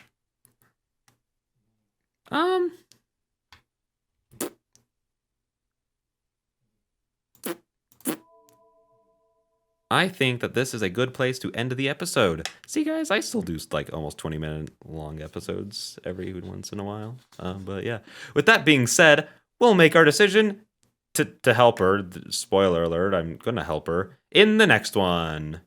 Bye-bye. Or should I stay hidden? I got punished last time I came out to help. I want to come out. Aight, we're gonna go help our girl, Reen. 'Cause I'll feel bad if I don't, and then I have to watch a thing of her dying. So I jump down. I don't even use the stairs. I have jumped down behind Tosaka without even knowing it. But that's it. My wooden sword is destroyed by Kuzuki's fist, going for Tosaka's head. What? Everyone's astonished by the sudden intruder, except for one man who reacts as though it's perfectly natural. He does not hesitate. It does not matter for this man who the enemy is. He has no emotion for the one who has appeared. What? Death's scythe is thrust. Death's scythe is thrust. There's no way to block it. I'll have my neck snapped like a flower. How pitiful. It's meaningless if I won't last even 2 seconds. I will not be able to do anything, not even save Tosaka. No. I had a way from the start. I can prepare numerous things to block the attack. If I am a Magus, what does the fighting, if not my body, but something I make out of magic? I was having a hard time understanding that situation, which was changing how I was reading it, so I had to reread it in my own mind and be like, okay, this is what it's actually like meaning. Trace on, then make it. Success is a matter of course. Do not reconstruct it from the basic structure. Danger. Read its concepts. The marker's thoughts, expectations, moral, faith, and origin itself. Danger. This is why it is not a reconstruction, but projection. It is an equal shadow cast by the true object. Danger. It does not matter how great the work is. If it has been accomplished, there's no problem with recreating it. Overload.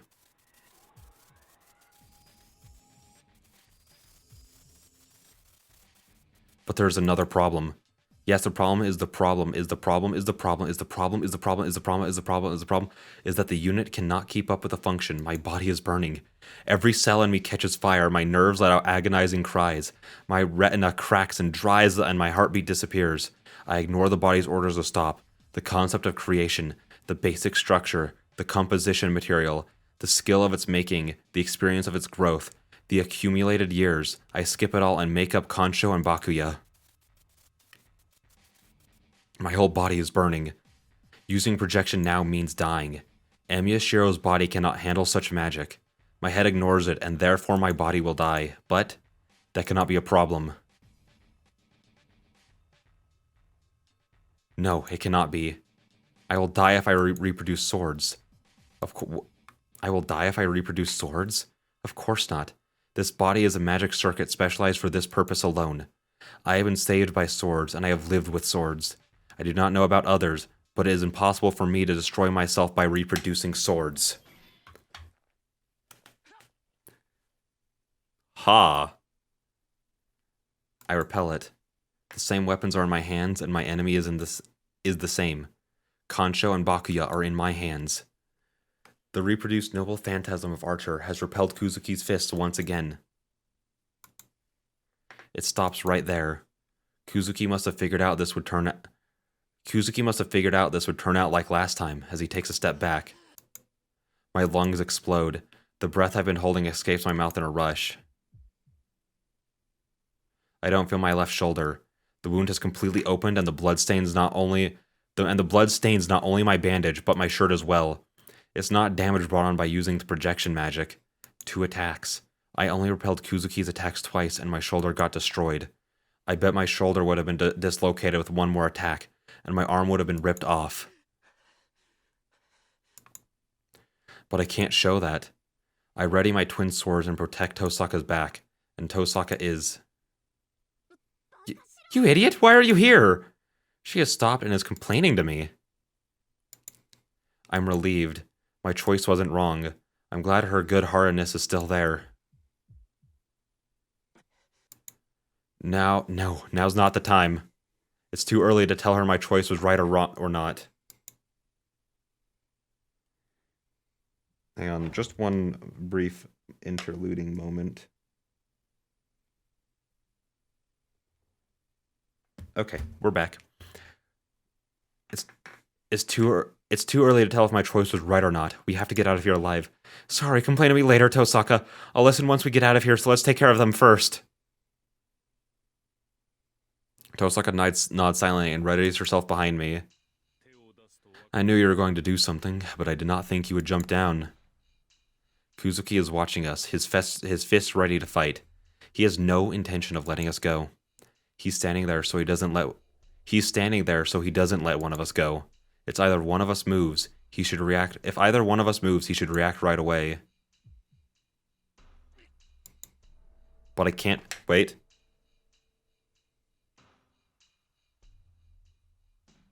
I love that my mic has a mute button so that when I need to sneeze, I can just hit it and then no one hears anything horrible. I love it.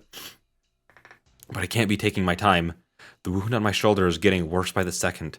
My concentration fades as more blood is lost. My body won't last long to start with.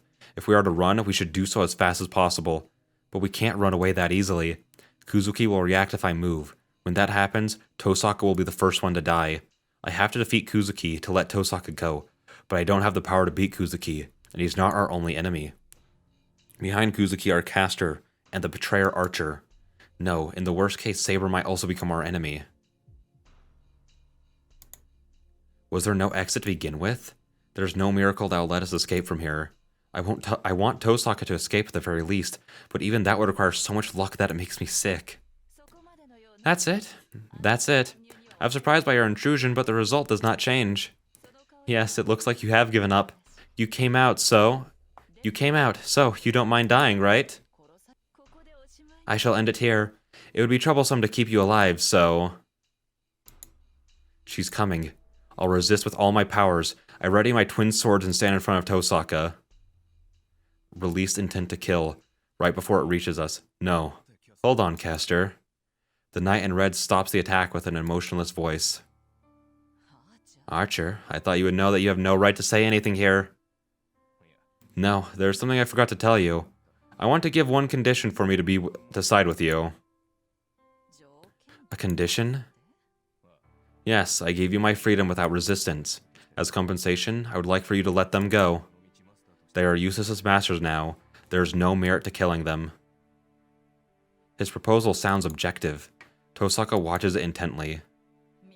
Let them go? Huh. You are more good-natured than you act. I was born as a human. It'll leave a bad aftertaste if I kill my master right after I betray her. Oh, you are a traitor, but you say such a thing in front of the one you betrayed. Fine, I shall let them go this time, but I will kill them if they get in my way again, no matter who stops me. Is that fine, Archer? Of course. If they are stupid enough to continue fighting in this situation, they deserve to die. That must have concluded the negotiation. The intent to kill filling the temple goes away, and the restraining enmity fades. So, that's it. You two. I will let you go this time. Now, run like the dogs you are. I glare at Caster, but... Tosaka pulls on my arm silently. Let's go, she's right. She whispers in my ear. I calm down and turn my back to the enemy. We don't run, but slowly make our way up to the stairs. The distance that seems so great is covered in just a few steps. A footstep. Tosaka takes a step onto the stairs and turns back to Caster. No, that's wrong. Tosaka did not look at Caster, but at the man smiling beside our enemy.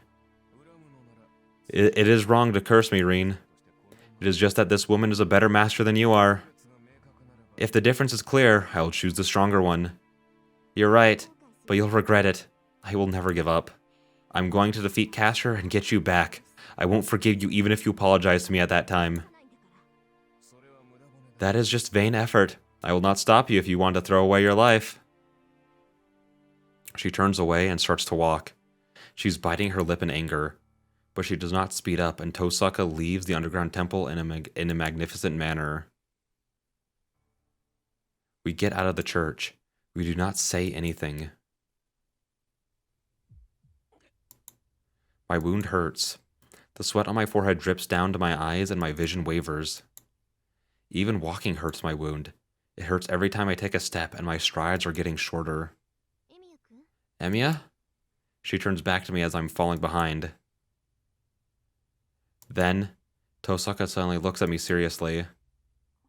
Let's rest for a bit. It should be hard for you even to walk. Huh? No, I'm fine. I can bear this. We need to get home as soon as possible. To the Emiya or Tosaka household. It doesn't matter, but we should get Tosaka back to her home ground. Don't worry about my wound. It's not like there's poison in there. I ignore Tosaka's stare and keep walking. How pitiful. My knee's about to give out right after I say so. See? You're pushing yourself too much. It's suicidal to fight against Kuzuki with that wound of yours. Take a rest. They won't come after us. I assume so. But let's go home as quickly as possible. It's not that painful. Hey now! Don't say it's not painful when you're bleeding so much. I don't know why you want to go home so bad, but we should rest for now, right? She scolds me. Oh, she's not back to par yet, huh? Her usual coolness isn't there. She's very emotional, so her anger will be unstoppable if the brakes give way. Are you listening to me? You're not like Kirei, so it's troubling to have you leave a trail of blood after you. First of all, why did you end up like this? I know I told you to go to the church, but couldn't you tell it was dangerous right away? Hey now, I was able to tell right away. I knew something bad was happening the moment I saw the church. You should have gone home right then, you idiot. Not only that, but you came in with that wound of yours and used projection again. It's natural for your wound to get worse, and you're saying it's not painful? Jeez, what's wrong with you? Why would you push yourself so hard? Tosaka roars out without stop. But well, it really isn't that painful, and it's more painful for you, right? So let's go home. You can complain once you get home. That's why I wanted to go home as quickly as possible. She doesn't have to act that strong. Tosaka can let everything out once she's back in her own room at home. What? She wipes her face like she's made a mistake and turns away. I can't think of anything to say. Can't believe it. Guy made me cry. She murmurs while looking down. Then, Tosaka, your hand. You're holding my hand. Shut up. Take responsibility, you idiot. Hold on. My wound's hurting. Don't pull on my left hand. Why would she pull on the left one? What the freak? That's just being mean. It's the foreigner's cemetery. Tosaka walks us over to the grassy area and finally lets go of my hand. Hey, Tosaka. We don't have time to be playing around. Sit down. Just sit down for now. She does not let me object, so I sit down. And turn your back to me. Don't turn this way, okay? I'll get really angry if you look at my face. I hear a sound behind me. We sit down on the grass with our backs to each other.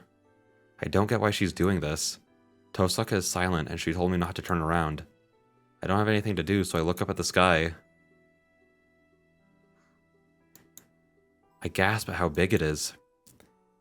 Is it because I've been underground so long? Or is it because the sky is clear tonight? Anyway, the winter night is so beautiful that it makes me forget about my wound. The warmth of Tosaka's body on my back doesn't bother me either. I look up at this black sky, forgetting about everything for now. How long have we been sitting like this? The silent girl starts to talk in a calm voice. That's such a pretty CG. I'm just talking to myself. I see. I can't reply if she's talking to herself. I'll keep staring at the night sky. I might have made a mistake. I should have done what Archer said and beaten Castor without caring about how I did it. I was trying to find an opening because I was worried about small sacrifices, but it turns out that everybody in this town might be sacrificed now. She keeps talking. She's probably whining. She's not saying so because I told her. In short, Tosaka doesn't want to contemplate her actions by herself, but wants someone else to make her do it. I'm not complaining, but I keep on screwing up when it counts the most. I can handle the second and the third most important things with ease, but I always have a problem with the single most important one. The winter sky is clear, but in contrast, the air is very cold. I don't care about myself, but isn't Tosaka cold without her coat? I'm worried about that. It's not Archer's fault alone that he went to their side. It's my fault for letting Castor be. But yeah, it really gets to me. I was talking to him earlier, but I'm cornered already. She sighs. I can't see it, but I bet her breath is white. Hey now, I think this is where you make a comment. Oh. So, what were you cornered by, Tosaka? It's about never regretting your own actions. He said I'm not the type to regret my actions, but it seems now's the critical moment. I'm even more depressed that I made a mistake. I see. I don't understand her too well, but Archer's right. Tosaka isn't the type to regret her actions. That's just now, right? It's irritating, but I agree with Archer. There's nothing for you to regret. Why? Castor's doing whatever she wants, and even Archer lost faith in me. This is because my policy was a mistake, right? It's just that you were unsuccessful. You haven't made a mistake. If you haven't made a mistake, you can be proud of yourself, even if you were unsuccessful. The process. If you walk down the path that you believe is right, you cannot be wrong. At a time like this, most people realize that their path is a wrong one, but she's different. Her path should always be the one that she can be proud of. Yeah, to be honest, you've always shined. I won't regret my actions either. I believe what I've done is right, but it's full of stitches. I don't want to regret anything. I want to make all of the tragedies that happened into meaningful things by believing that my path is right. But you're different. You're the type to regret something then go back and retaliate. I'm deceiving myself with all the patchwork, but you go and completely destroy it with a straight face. You're breaking even. Suddenly I got very congested out of nowhere. I swear that always happens right as I'm recording. You only get depressed once in a while, but what comes after is scary in your case. I think you'll go to the one that got you depressed and get them to be even more depressed. What is that? Are you trying to finish me off? Yeah, I thought I'd strike you while your guard was down. Well, isn't that true? I'm sure you don't intend to give up now. I look up at the night sky and say so as if talking to myself. Tosaka doesn't answer, but I think that she smiled, getting herself together. And silence follows. Tosaka must have said everything she wanted to, as she stops talking.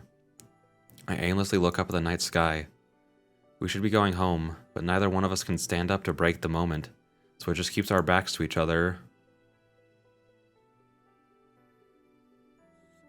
Oh yeah. Why did you come help me, Shiro? I can't explain. There are many reasons.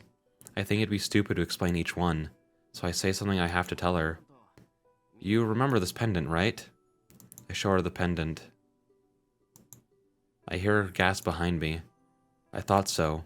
I bet she intended to keep this a secret, but she made a mistake again. Hey, where did you get that? I found it in your room.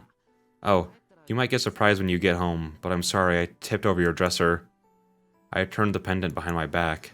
Heh, so what about it? Well, I have the exact same pendant at my house. I picked it up when I found it after being killed by Lancer. I casually hint about that night. Then, there's an identical one? Tosaka gasps as if she's heard something she shouldn't have. Huh? Did I say something strange? No, it's nothing. Why would that have been a reason to come help me? That pendant means nothing, right?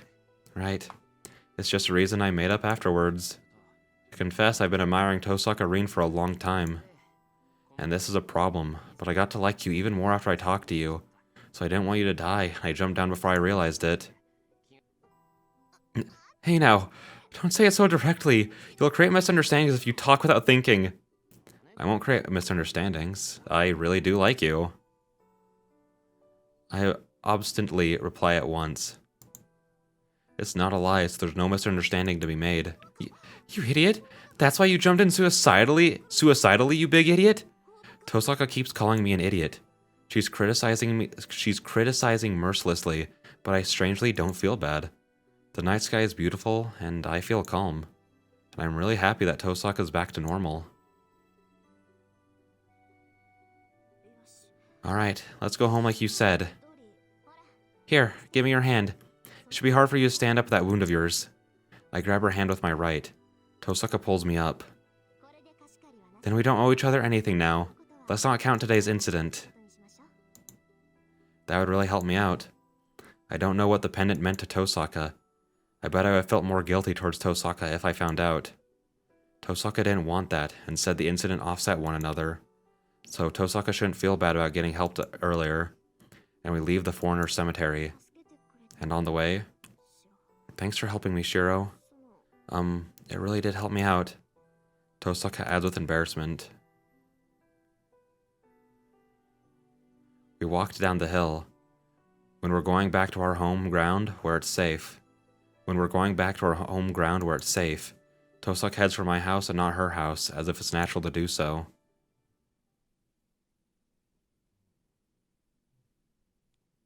And with that, we will call it there. I will see all of you guys in the next one. Bye-bye. Aight, we do be back. In the last one, we were betrayed, and then we talked, and then we talked, and then we talked, and then we walked home. So anyway, we're back at my place. I never thought I would make it back alive, so I relax once I get into the living room. Whoa. I feel a bit dizzy and lean against the wall. See? You can't even stand up, you idiot. She's right, but I think her last comment was unnecessary. How many times did she call me an idiot today? I bet she set a new world record already. Don't know why I added world in there, but, you know. Come over here. We have to replace those bandages at the very least. I nod and move by Tosaka. I can use this first aid kit, right? Oh, as expected from a house with a dojo. It's rare to see a first aid kit with needles and threads along with scissors. Hey, come on, take off your shirt and show me your wound. I have to take my clothes off? Oh no, I can do it myself. I trained myself this morning, so it shouldn't be a problem. Come on, I don't know why you're so reserved, but who do you think treated that wound in the first place? But that was, I was unconscious, and I was only causing trouble for Tosaka at the time. Stop your whining and hurry up. Your wound is special, so we have to treat it right for it to heal up. How unfair. I can't complain if she tells me with a face like that. Okay, I'll leave it to you. To be honest, it's burning right now. I give up and sit down. Seeing that the shirt is stained with blood, Tosaka gives up taking it off and starts cutting it right away. She then quickly but carefully takes off the bandages. Wait, but he's only got like one shirt total! Is it that bad? Tosaka gasps when she sees it. But I'm troubled as well. It's so embarrassing having her stare at my body so closely. You really did push yourself. It was healing up, but the wound opened up again. Jeez, I can't get mad at you if I see a wound like this. She talks like that, but gently touches the wound. Crap, I'm getting dizzy for a different reason. I was able to stay calm even if she was near me, but my heart's beating fast now, and I'm having trouble determining where to look. Man, I criticize myself mentally, but it does no good. The temperature inside my head will keep increasing as long as we're like this, because the dizziness isn't caused by my wound. Tosaka, it's fine now, right? Just use Siptic and roll up the bandage. That's not called treating. I take it back. I'm angry. You went outside with a hack job like this? A slapping sound. What was that for? Tosaka just slapped me on— Ew, that's rude. She just slapped me on the wound. Do you have some grudge against me? You have no idea. You should thank me for going easy on you. Saying so, Tosaka takes out something that looks like ointment. That hurts, right? I healed the dead nerves, so it should hurt for a while. There's a painkiller in this ointment, but it's mainly to replace your flesh. It'll hurt until it familiarizes with your body, so don't do anything reckless until the pain goes away. She takes the jelly-like substance and applies it to my wound. It looks really suspicious, but I stay quiet since I know Tosaka is seriously treating my wound. That's it. You should feel much better tomorrow, if you wrap some bandages around it and get a good night's sleep. She skillfully wraps the bandages around the wound. I'm not praising her or anything, but she does a much better job than I do. Yeah, thanks, Tosaka. I feel much better. I thank her while averting my gaze. Well, that's good. I'm glad I treated you if you say so. Yeah, it's even more helpful because I thought I wouldn't heal up. Thanks for treating the wound. That's only natural. It'll heal as long as I treat it. Finishing the treatment, Tosaka gets up. Then, I don't know why, but she heads to the kitchen. Tosaka? Am I seeing things? She's checking what's inside the refrigerator and the rice cooker. Hey, what are you doing? I'm preparing dinner. You haven't eaten yet, right? I haven't eaten either, so we're going to eat dinner. Yeah, I can tell, but why cook dinner in this situation? It's natural, right? People can't come up with good ideas on an empty stomach. Tosaka speaks while staring inside the refrigerator. The sound of our utensils echoes inside the room. It's past 10 o'clock. I don't know how it ended up like this, but Tosaka and I are eating a late dinner together. By the way, the dinner was made by both of us. Tosaka wanted to eat Japanese food, but she didn't even know how to make miso soup. It really makes me wonder what they're teaching in the cooking class at school. Tosaka is concentrating on her meal. She must be hungry, as her plate is almost empty. But I don't have much of an appetite right now. It's probably because this isn't time to be eating, but more so because I haven't replied to Tosaka. You can forfeit here, Shiro. I haven't told her my reply to those words. Tosaka, I have something to talk about. I put my chopsticks down and stare at Tosaka. What? I've been thinking about my reasons for joining this battle, and what I wanted to do. Yeah, and? She urges me to go on as she sips on the miso soup. She's putting my spirit down, but I try to get myself together. At first, it was because I was dragged into this, and I wanted to do something about this war, but it has nothing to do with how I became a master or how I get dragged into this. I like superheroes. That's why I have to protect everyone. I don't care about this master thing. It makes no difference that I'm not a master or that I've lost Saber. I say so, ready for Tosaka's rebuttal, but... Oh, I see. She makes an absent-minded response and finishes her rice. Hey now, Tosaka, I'm talking seriously, so... I am listening. You'll fight by yourself, right? The fact that people are dying bothers you more than the fact that you might die. That's why you decided to fight, no matter how weak you are. She looks straight at me. It's as if she sees through the part of me that I don't even know about. And most of all, she approves that I am fighting. Oh, yeah, that's right. What's with that face? You look like a squirrel that has licked sugar. Well, I thought you would object. I am, but I can't complain to you when you saved me like that. I understand that you're like that no matter how much I try to stop you. Tosaka averts her gaze a bit. I don't know why, but... Then we're still cooperating? Yeah, I can't help it, so I'll go along with you. First of all, I'll be worried I'll be so worried that I won't be able to sleep soundly if I let you be by yourself, and that was a struggle. And she takes a huge breath after getting ready for some reason. To put it in your words, I don't hate you, Shiro. So it's fine if we stay together, right? She hands me the bowl with a red face.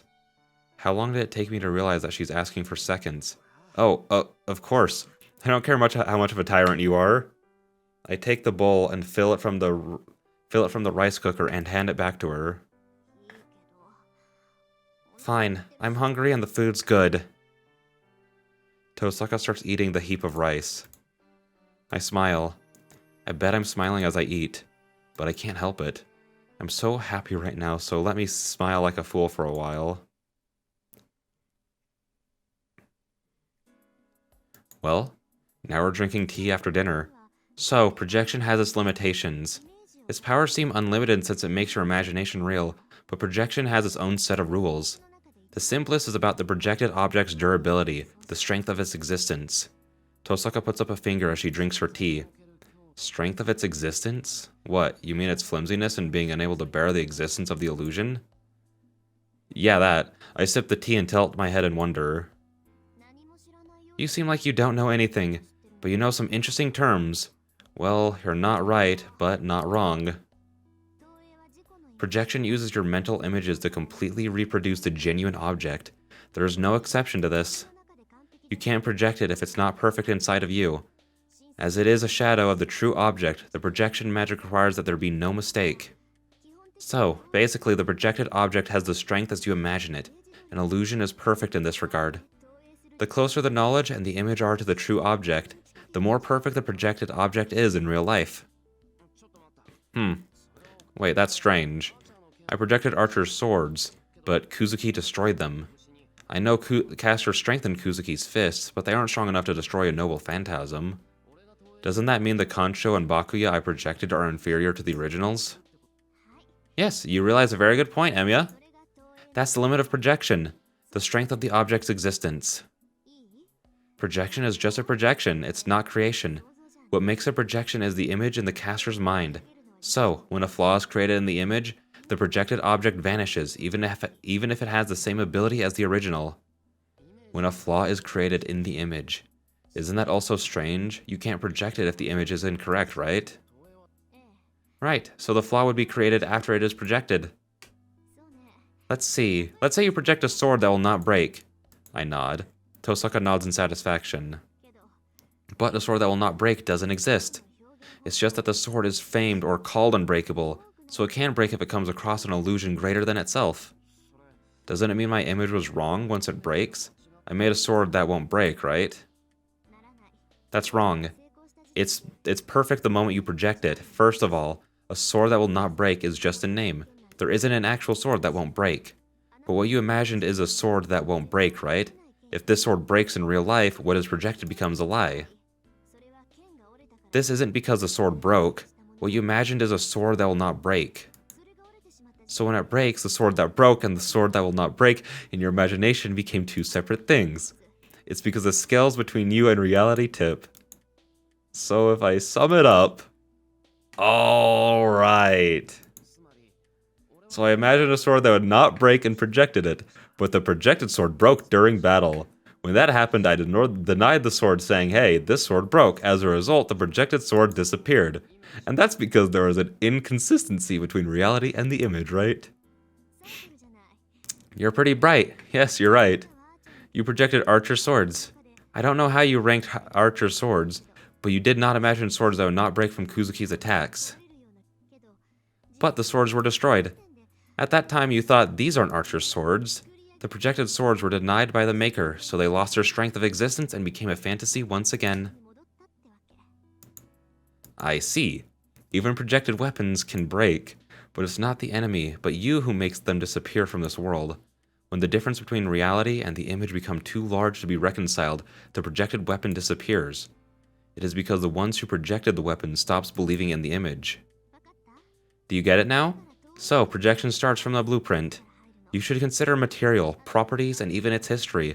If you have those down, I don't think the projected object will disappear right away, even if it's a bit different. Wouldn't you start from how it was considered to be made? Materials and techniques aren't enough? Let's take today's dinner as an example. It started when you said I wanted to eat Japanese food, right? So you have to start from the very beginning of the creation. Oh, Tosaka's stunned. Tosaka stares at me. I drink tea and tilt my head in wonder. Hey, how did we start talking about this in the first place? You're right. I thought we were talking about what our future course of action should be. Oh yeah. We were talking about what our course of action should be. Shiro, do you want to seriously practice projection magic? When Tosaka derailed the conversation. I remember now. We were so stumped that we started placing hopes on uncertain factors. Yeah.